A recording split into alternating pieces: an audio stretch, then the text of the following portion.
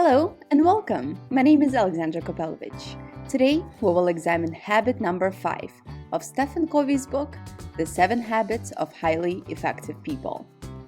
Seek first to understand, then to be understood. Let's start by examining an interesting scenario brought up by Stephen. Suppose you are having trouble with your eyes and you decide to go to an optometrist for help.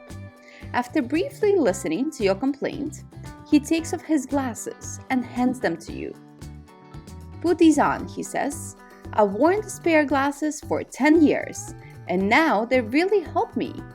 I have an extra pair at home. You can wear these."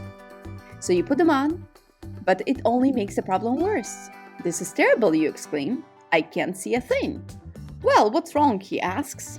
"They work great for me. Try harder." "I am trying," you insist. "Everything is a blur." "Well, what's the matter with you? Think positively." "Okay, I think positively. I positively can't see a thing." "Boy, you're ungrateful," he shouts. "And after all I've done to help you." What are the chances you'd go back to that optometrist the next time you need help? Not very good, I would imagine. You don't have much confidence in someone who doesn't diagnose before he or she prescribes. But how often do we diagnose before we prescribe in communication? Did you know that communication experts estimate, in fact, that only 10% of our communication is represented by the words we say? Another 30% is represented by our sounds, and 60% by our body language. Communication is the most important skill in life. We spend most of our time communicating. Stephen brings up an interesting point here. We've spent years learning how to read, write, years learning how to speak. But what about listening? Okay, let's examine 5 levels of listening. When another person speaks, we're usually listening at one of the 5 levels. The first one is ignoring, not listening at all.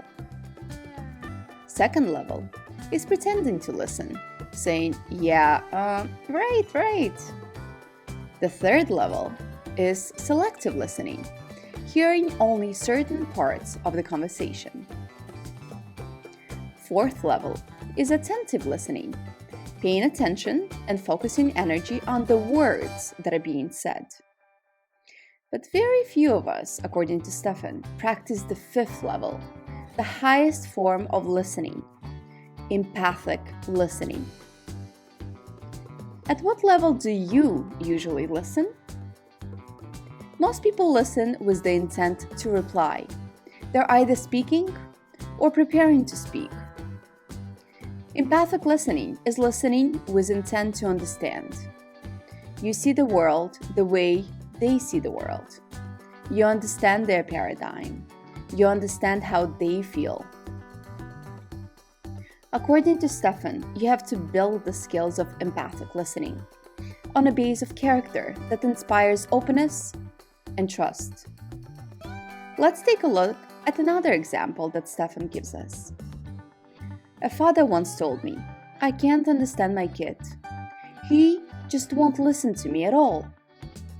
"Let me restate what you just said," I replied. "You don't understand your son because he won't listen to you." "That's right," he replied. "Let me try again," I said. "You don't understand your son because he won't listen to you."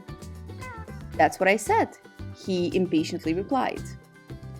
"I thought that to understand another person, you need to listen to him," I suggested. "Oh," he said. There was a long pause. "Oh," he said again, as the light began to dawn. "Oh yeah, but I do understand him. I know what he's going through. I went through the same thing myself. I guess what I don't understand is why he won't listen to me." This man didn't have any idea of what was going on inside his boy's head. He only saw the world through his own eyes. What was the father lacking? he was lacking the highest level of listening, empathic listening. In empathic listening, you listen with your ears, but you also, and most importantly, listen with your eyes and with your heart. You listen for feeling, for meaning, for behavior. The amateur salesman sells product. The professional sells solution to needs and problems. It's a totally different approach. An effective salesperson first seeks to understand the needs, the concerns, the situation of the customer. It is a completely different approach. A good engineer, stays Stefan, will understand the forces, the stresses at work before designing a bridge. A good teacher will assess the class before teaching. A good student will understand before he applies. A good parent will understand before evaluation or judging. The key to good judgment is understanding. By judging first, a person will never fully understand. The next time you can communicate with anyone, you can put aside your own autobiography and genuinely seek to listen. Share the concept of empathy with someone close to you. Tell him or her you want to work on really listening to others and ask for feedback in a week. How did it go? How did it make that person feel?